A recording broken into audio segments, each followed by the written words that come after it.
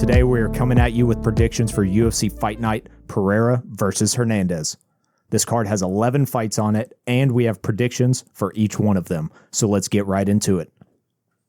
Starting off the prelims, we have Robelis Despaigne fighting Austen Lane at heavyweight.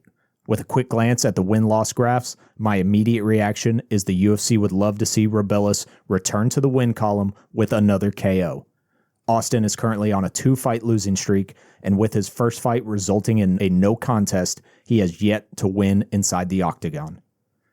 The books don't expect that this will be Lane's first win, with him as a heavy plus 350 underdog. The model also sees Despaigne pulling out the win here, but with only 6 pro fights, it isn't as confident. These two rarely make it out of the first round, so it shouldn't take long to see who will return to the win column on Saturday. We'll be moving from heavyweight all the way down to strawweight for our next fight between Ardelean and Melissa Martinez. Both are coming off a loss in their promotional debut, but Alice was active only a few months ago, while Melissa hasn't fought in more than 2 years. On top of that, Martinez is a replacement fighter in this bout, leaving me to question how prepared is she really. Despite this, she is still a small minus 140 favorite at the books. The model disagrees here and believes that Alice has a slight edge in this fight at minus 114. She doesn't have the best record, but being active and in camp could be enough to make the difference here. Staying in the strawweight division for our next fight, we have Jessica Penne facing off against Elise Reed. Both of these women have a losing record in the UFC, with Penne at 3-5, while Reed is at 3-4. Both 2-3 in their last 5. Jessica is currently on a 2-fight losing streak, while Elise has been perfectly trading wins and losses for her entire UFC career. Jessica will have both a height and reach advantage coming into this bout, but she is also nearly a decade older. At the books, Elise is a small favorite at minus 160, and the model agrees with those odds. Age is bound to catch up with all of us, and it may just be that time for Penne. Moving up to women's bantamweight next, we will see Joselyne Edwards fighting Tamires Vidal.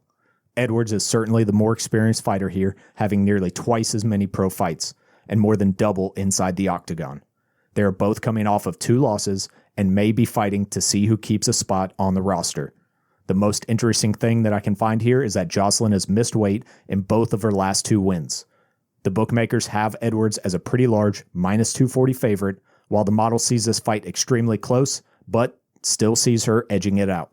If Joselyne misses weight, it may be too tempting not to lay another bet on her. Next up at men's bantamweight, we have Brad Katona versus the undefeated Gene Matsumoto. Brad is currently on his second run in the UFC, going 2-2 the first time around and currently 2-1 so far. All 7 of those fights went to the scorecards. Gene is just starting out in the UFC, earning a victory in his first fight 6 months ago. As of late, he has also been a very decision-heavy fighter, with 6 of his last 9 going to the judges. The other 3 wins all came by guillotine, which could work well against Katona, who is known to wrestle, but keep in mind that Katona has never been subbed. The book odds for this fight have Matsumoto as a moderate minus 235 favorite, and the model isn't far behind at minus 188.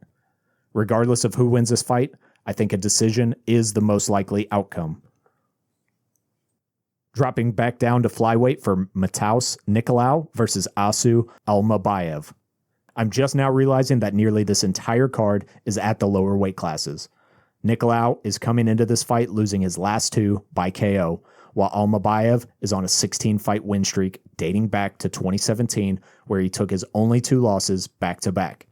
Asu likes to hunt for the back, where he can sink in a rear naked choke finish, while Matheus would prefer to get knocked out or fight to a decision. The bookies have this fight pretty close, with the clear edge to Almabayev at minus 185. The model sees it even closer, but believes that Asu deserves a bet. This fight seems very unpredictable to me. Please share any insight you've got on this one.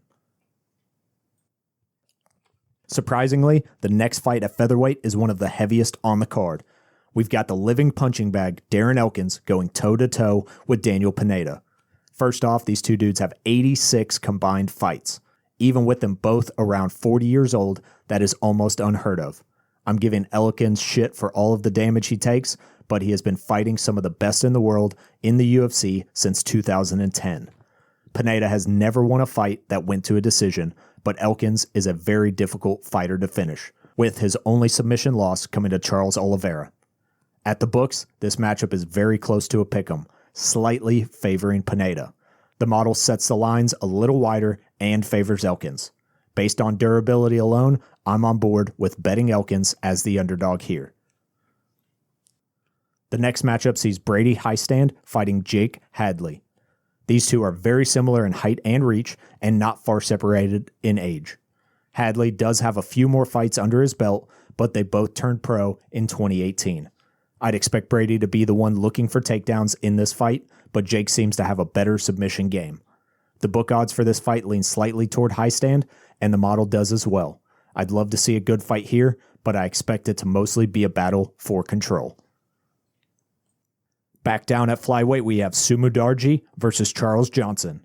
Both of these guys are coming in at 16-6, but the similarities in their records ends there. All 6 of Sumudaerji's losses have come by submission, including his last 2 outings. Charles does have 4 subs on his record, but his last was in February of 2021. Johnson has never been finished in his career, but Sumudaerji rarely leaves it up to the judges.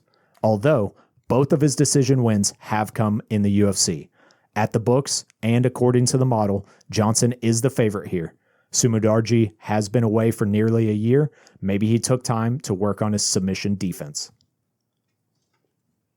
The co-main event on this card sees Rob Font fighting Kyler Phillips at bantamweight.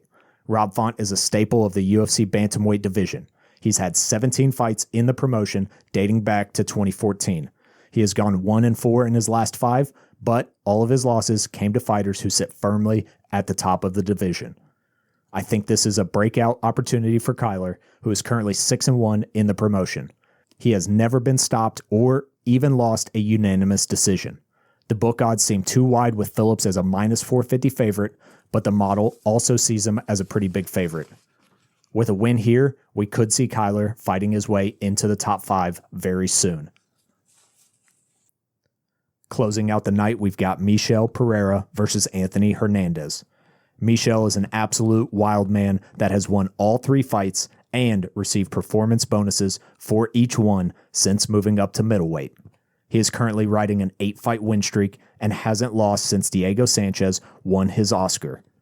Hernandez is on a 5-fight win streak and has only seen a single decision in his 8 UFC fights. The bookmakers are giving Anthony a small edge here at -130, and the model is right in line at -124. If Hernandez is able to avoid the flashy strikes of Michel and get him to the ground, he should be able to secure an easy, probably boring win. Now that we've covered all of the fights, let's have a look at the numbers. As normal for a UFC card, the model was able to make predictions on every single fight. This week, it overwhelmingly preferred the favorites, with only 2 underdog plays. In total, we risked 24.1 units and can win as much as 35.35 units for a 46.7% ROI. Thanks again for watching. Let us know who you are betting on in the comments below. If you haven't already and think we deserve it, we'd really appreciate a sub. Good luck on all of your bets this weekend, and we'll catch you next week for UFC 308.